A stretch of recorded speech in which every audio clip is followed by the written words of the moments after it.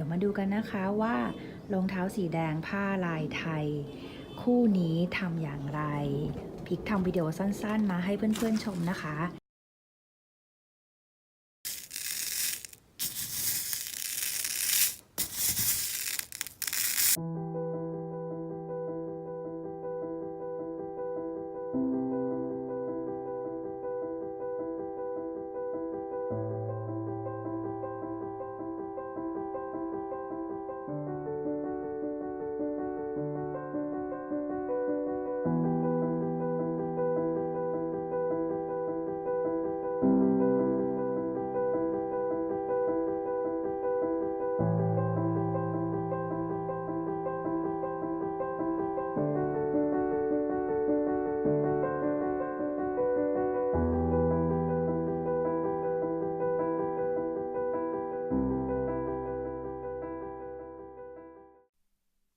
วันนี้ขอลาไปก่อนอย่าลืม subscribe กดไลค์กดแชร์ให้พิกด้วยนะคะบ๊ายบายเจอกันใหม่วิดีโอหน้าค่ะ